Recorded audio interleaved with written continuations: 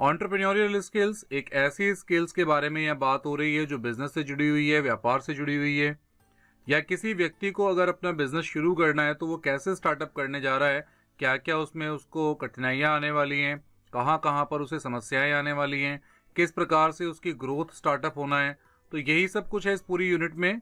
एक बार इसका ब्रीफ, एक समरी, हम इसका सारांश समझ लेते हैं। इंट्रोडक्शन पार्ट में बताया गया है कि entrepreneurship remains a new concept. ये हर बार एक नया कॉन्सेप्ट हो जाता है। जैसे कि इस पे बात होती है कि इसकी डेवलपमेंट की, तो जब डेवलपमेंट की बात आएगी तो हमेशा एक नई कठिनाइयाँ, नए अवसर, नया तरीका, नए प्रोडक्ट की बात हमेशा एंटरप्रेन्योरशिप में आ जाती है।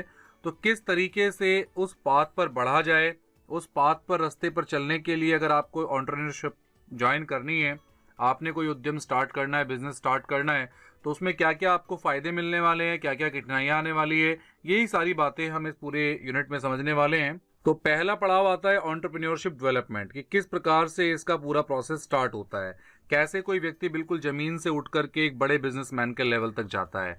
तो entrepreneurship development is the process. ये एक प्रोसेस है कि आपकी स्किल्स को, नॉलेज को, आपकी जो एग्जिस्टिंग बिजनेस है उसको किस तरीके से आगे बढ़ाया जाए।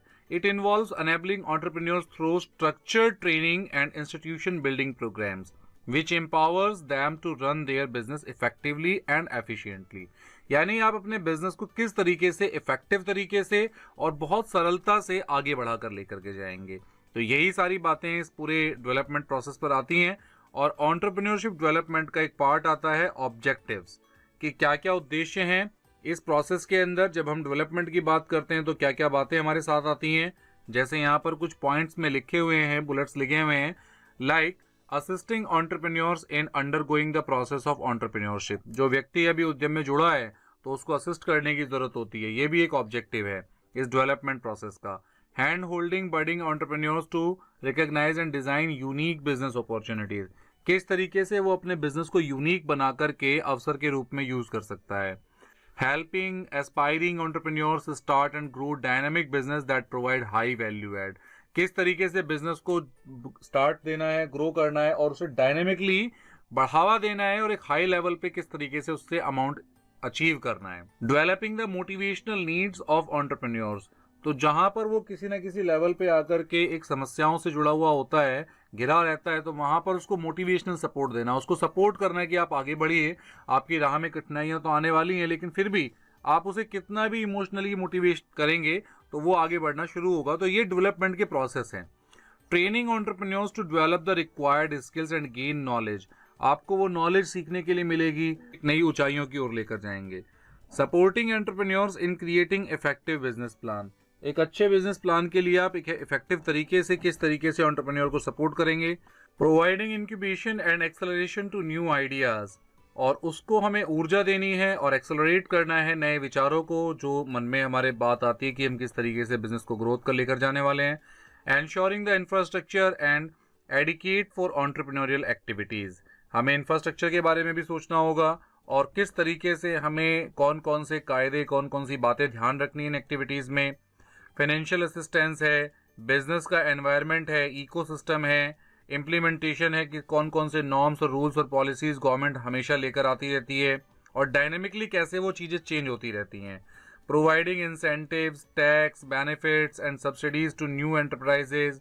Encouraging research and development across industries. तो ये जो लास्ट में पॉइंट लिखा है, रिसर्च और डेवलपमेंट, तो रिसर्च और डेवलपमेंट बहुत ज़रूरी है किसी भी नए बिजनेस के लिए। वो नया क्या तरीका निकाल सकता है कि कम खर्चे में ज़्यादा मेहनत करके हम एक बिजनेस को कितना अचीव, यानी कितने लेवल पर हम उसको लेकर जा सकते हैं, कितने हाई लेवल पर हम उसे पहुंचा सकते हैं। फेजेस ऑफ एंटरप्रेन्योरशिप डेवलपमेंट, कौन कौन से फेज आते हैं।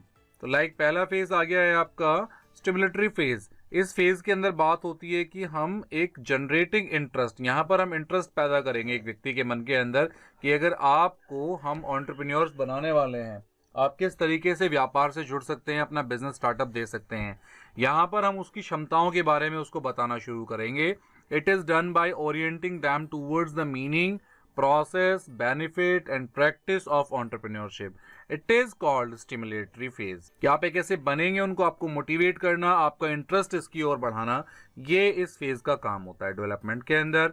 सेकेंड फेज आ जाता है आपका सपोर्ट फेज। जब आपके अंदर इंटरेस्ट है तो अब आपको जरूरत है अपने बिजनेस को स्टार्टअप देने की, तो this phase is all about supporting the new ventures in their establishment by mentoring, incubation, financing and advising the entrepreneurs. तो आपको एडवाइस करना, फाइनेंशियली हेल्प करना, आपको मेंटर करना, बताना साथ साथ कि आप अपने बिजनेस में ऐसा करेंगे तो ऐसा बढ़ेगा आगे। तो ये दूसरा फेज आ जाता है जो सपोर्ट फेज की बात हो रही है। This includes providing support across various activities, registration of enterprises, किस तरीके से एक एंटरप्राइज का रजिस्ट्रेशन किया जाता है गवर्नमेंट सेक्टर में, आपके मॉडल को कैसे डेवलप करना है, प्रोटोटाइप आप कैसे बनाएंगे, मार्केटिंग आप कैसे करेंगे, रॉ मटेरियल आप कहाँ से लेंगे। तो these all things are covered in support phase. यानी फर्स्ट फेज में आपके अंदर इंटरेस्ट जगाना है जो हमारा स्टिमुलेटरी फेज है, फिर आपके अंदर सपोर्ट, यानी हम आपको सपोर्ट कर रहे हैं। हमसे मतलब है यहाँ पर बड़े बिजनेसमैन भी छोटे बिजनेसेस को सपोर्ट करते हैं, गवर्नमेंट भी सपोर्ट करती है, तो यहाँ पर सपोर्ट फेज की बात हो रही है। फिर आपका आ जाता है sustenance phase. In this phase, entrepreneurship development is focused on helping entrepreneurship enterprises to grow after they have been established. अब आपका बिजनेस बन गया है, सपोर्ट आपको मिल गई है, आपका बिजनेस काफी समय से चल रहा है, तो अब उसको सस्टेन कैसे किया जाए। इट मीन्स आपके बिजनेस में कोई दिक्कत ना आए, उसको लेवल पे कॉन्टिन्यूएशन में कैसे चलाया जाए। It helps in continuous and efficient functioning of enterprises. एक सोसाइटी के अंदर आपकी एंटरप्राइजेस कंटिन्यू वर्क करे, इसके ऊपर जब बात होती है, ये फेज आपका सस्टेनेंस फेज हो जाता है। तो बेसिकली 3 फेज में आपका एंटरप्रेन्योरशिप चल रहा है। नंबर 1 जहां आपके अंदर इंटरेस्ट पैदा किया जाएगा, सेकेंडली आपको सपोर्ट किया जाएगा, और थर्ड जब आपका बिजनेस स्टैब्लिश हो जाएगा तो उसको कंटिन्यू में आपको कैसे आगे बढ़ाना है, ये तीनों चीजें इसमें जुड़ जाती हैं। तो ये 3 फेज हैं एंटरप्रेन्योरशिप डेवलपमेंट।